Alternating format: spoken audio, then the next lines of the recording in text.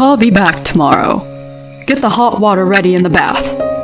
This is what my husband, who disappeared 3 years ago, told me when he called me for the first time in a long time. Without warning, he left me the divorce papers and disappeared with his mistress. How much do you think I was hurt that day 3 years ago? I can't believe the nerve of my husband to contact me with impunity. But I am different from that time. I get it. Stifling my anger, I calmly replied and hung up the phone. I can't wait to see what my husband will look like when he gets home. I hope he'll feel the same way I did then. Suck it up. I am Mary, 30 years old, and I have an office job. I met my husband Dean through a social networking site. It all started when I found out on there that Dean was hosting a meetup for fans of my favorite band, and I contacted him. The band was not that famous, and all the people around me had never even heard of them. I had always attended gigs alone and had been looking for someone to talk to. The place where the meetup was to be held was close to my house, so I contacted him on the spur of the moment. Dean returned my message very politely and even gave me directions to the location of the meetup. Dean, the moderator on the day of the meetup, was attentive to all participants and kept the place lively. I was also nervous to attend the event, but thanks to Dean, I was able to enjoy talking with many people. I parted ways at the station with the people I met that day, and we are still good friends. But at the time, Dean and I were the only ones who took the same direction of the train. As we talked, it became clear that Dean was the same age as me, and we had a lot in common. Not only in terms of bands we liked, but also in terms of the music and radio we usually listened to, and the conversation became quite lively. I had never met anyone with such good taste, and I think I was already in love with Dean from this point on. We agreed to meet at the next gig, and I got off the train first as we arrived at the nearest station. I went home and messaged Dean to thank him, and he politely replied again. After that, we had endless conversations and sent messages to each other every day. I had been looking forward to Dean's reply for some time. A month later at a concert, Dean confessed his feelings to me and we decided to go out. I thought it must be my one-sided love, so when he confessed, my face turned red with surprise and happiness. Dean was laughing at me. Every day that I was dating Dean was nothing but happiness. Dean is a very considerate person who would never say anything that would hurt me. I can't tell you how many times he made me cry with surprises because his first priority was to make me happy. I also felt I could do anything for Dean. After a year of dating, we decided to get married, and his proposal came as a surprise. While dining at a restaurant, he suddenly handed me a large bouquet of flowers. And when I accepted the proposal, our mutual friends appeared from the back to congratulate me. I was so happy, I couldn't stop crying. After marriage, Dean and I continued to spend time together as lovers as if nothing had changed. Dean is actively involved in housework despite his busy work schedule and celebrates wedding anniversaries and birthdays in a big way. I was so glad I married this man. I was even a little scared that I should be this happy. However, after 2 years of marriage, Dean gradually began to act strangely. He had always been a busy man at work, but now he had to work overtime and on holidays and travel more than ever. On the worst days when I woke up, he was already gone, and there were days when he would come home in the middle of the night, and we hardly saw each other, even though we lived together. I had been up all night waiting for the band's album to come out so I could listen to it with Dean, but he never came home, and before I knew it, I had fallen asleep on the couch. He didn't have a lot of days off, so I was afraid that he would get sick. Why don't you ask the company for some time off? I had never spoken to Dean about his work before, but once, when he came home late at night because I was worried about his health, I said that to him without thinking much about it. A woman like you shouldn't talk when it comes to my job. The words that came back from Dean were quite cold. This was the first time Dean had ever spoken to me so coldly. Is he too busy at work and stressed out? Dean has since become a different person. Why didn't you have breakfast ready? I once woke up one day to Dean's voice. I thought I had slept too late because it was my day off from work, so I jumped up and looked at the clock, but it was only 5 in the morning. You know, I've been meaning to tell you this for a long time, but seriously, you are a zero when it comes to being a wife. When I went to the living room, Dean spat that at me and went to work. How unreasonable of him to be angry at me for not having breakfast ready at 5 in the morning. More importantly, I had never dreamed that Dean had thought of such a thing. I also work, and certainly the housework will not be perfect. I was so shocked that I spaced out for a while. Maybe I shouldn't be so busy at work. I knew I would have to work harder than ever at housework and wait for Dean to settle down at work until he was as good as he was when we first got married. I am sure that one day he will return to his former gentle self. I believe that and did everything I could to make the house a peaceful home for Dean when he returned. But no matter what I did, Dean always gave me the cold shoulder. So I tried my best even though I felt like my heart was about to break. One day, while checking Dean's pockets to take his suits to the cleaners, I found a pair of women's earrings. Obviously, it is not mine. The moment I saw the earrings, I was convinced that all of Dean's previous actions had been a lie. He's not busy at work, he's meeting with his affair partner. That's why he's not at home at all. I felt ridiculous and very miserable at the same time for having cared about Dean so much. I stayed up that day waiting for Dean to come home. When Dean came home in the morning, I confronted him with the earrings. Whose earrings are these? It was in your suit pocket. It is not good to get angry from the beginning and start fighting, so I asked in a calm tone of voice, wanting to discuss the matter properly. Maybe I was thinking too well that Dean would panic and apologize. Oh, it's my girlfriend's earrings. Thank you. I'll give it back tomorrow. Dean was unfazed and tried to take the earrings. I was surprised at Dean's attitude. There was no sign of panic, and Dean spoke as if it was normal that he was having an affair. Huh? You're not going to apologize or anything? Or don't you realize you're doing something wrong? We're married, aren't we? I unintentionally accused Dean in a strong tone. Shut up. That's what I'm trying to say. Can't you see that you're the cause of this? He headed for the bathtub, but of course I had not heated up the water. No wife would heat up the water in the bath and wait to discuss an affair, right? But Dean came to the living room again. Why haven't you heated up the water in the bathtub? You can't even do that? And he blames me. I didn't know what to do anymore. He has no intention of discussing or stopping the affair. There were so many things I wanted to say, but I felt like there was no point in saying them. I couldn't say anything back, and all I could do was cry. I decided to go to my bedroom in silence, crying on my bed, and without me falling asleep, morning came. Dean did not come into the bedroom that night. When I left the bedroom, Dean was already gone in the house. Did he leave in anger? Stunned, I entered the living room and discovered something shocking on the table. There already was a divorce document signed by Dean and a short letter he left behind. Goodbye. Sign these and send them out. That was all the letter said. I rushed to contact Dean's phone, but he seemed to refuse my calls, so I couldn't contact him. Is it possible for a couple to quit so easily? Was it wrong that I blamed him? That day I took off work and called my in-laws. However, my in-laws have been calling Dean too, and he is not answering the phone. None of our mutual friends have been able to contact him. I also called Dean's company, and to my surprise, he resigned 2 weeks ago. On second thought, it is also strange to have divorce papers ready in the middle of the night. Perhaps this was planned. As for life after that, I honestly don't remember much.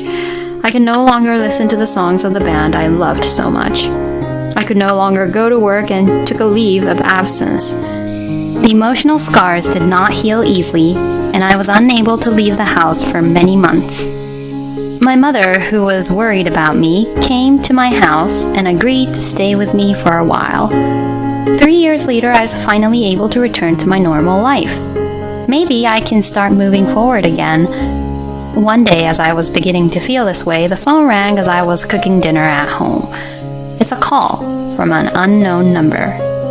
Fearfully, I answered the phone and heard Dean's voice, a voice I thought I would never hear again. I was so surprised that I thought my heart would stop.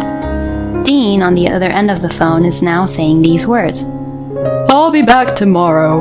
Get the hot water ready in the bath. He said. I couldn't believe it. Has he forgotten about what happened 3 years ago? How the heck is he going to come back and face me? I don't understand. I had a lot to say, but I said, I get it, and hung up the phone. Then the next day, I received another call from Dean.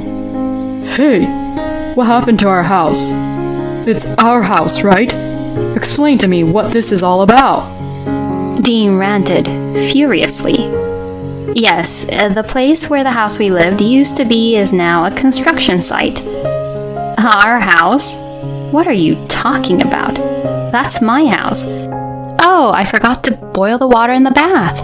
When I say this, Dean takes his anger out on me even more. Your husband came home, but what's with that attitude? Where the hell are you? I'm right behind you.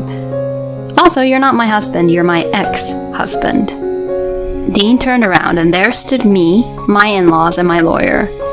Dean panics as he sees us and loses his grip on the phone. Why the hell are Mom and Dad here? As Dean tried to run away while saying this, my in-laws and lawyer surrounded Dean. Mr. Anders, we need to talk to you, so let's have this discussion at the office. The lawyer said. My in-laws gripped Dean's arm gingerly and started walking. Dean was flailing around, resisting the whole time. Hey, Mary, what does this mean? He shouted at me, but I ignored him. Dad, Mom, you're not on my side? But my in-laws only looked at Dean with cold eyes. I'm sure they have a lot to say, but they must be holding back until they get to the office. We walked about 5 minutes to the lawyer's office and sat Dean down. Here are the documents regarding alimony. The lawyer spoke matter-of-factly about the fees. I ain't got the money to pay for this crap.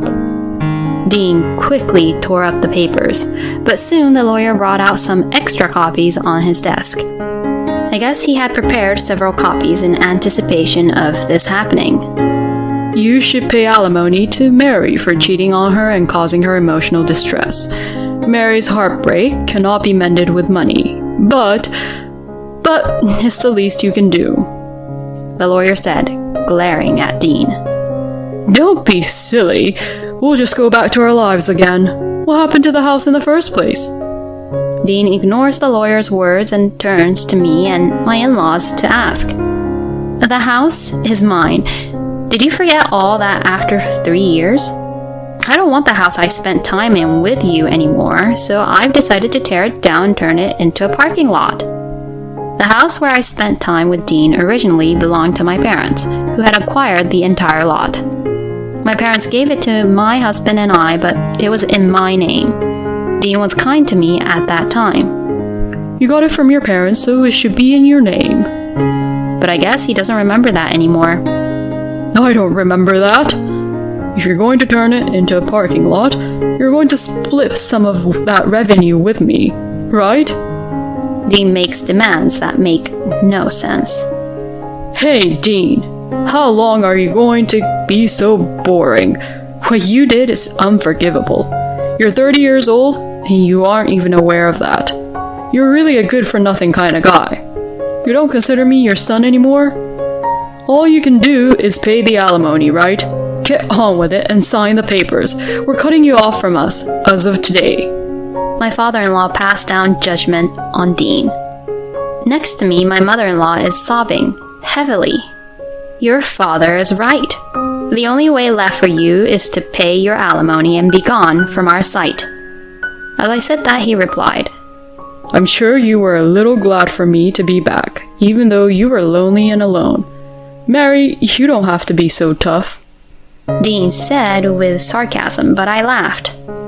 Huh? No one here is lonely or happy at all. I never wanted to see your face again for the rest of my life. I'd be glad if I could get you to pay me alimony, though, I said. And now, Dean was crying. Don't say that. Mary, I'm sorry. Let's start over again, he said. I was dismayed to see Dean. Don't be silly. There's no way I'm going to start over. Back then, you served me those divorce papers right then and there. And besides, I'm already remarried. As I say that, I'm her husband, Jude. my lawyer introduced himself. When Dean disappeared, I was too depressed to do anything. It was the friends I met at the meetup where I met Dean who helped me at that time. They came to my house every day and listened to me. One of them introduced me to Jude, my lawyer, and now husband. With Jude, we discussed with our friends whether we should try to locate Dean. Jude advised me that if I wanted a divorce or wanted to file for alimony, then we should look for Dean. I didn't want to start over again. I didn't want to see his face. We agreed that if he showed up someday, we would charge him a huge fee. It was also Jude who advised me to turn the house I lived in with Dean into a parking lot. Jude advised me as a lawyer, but also provided emotional support.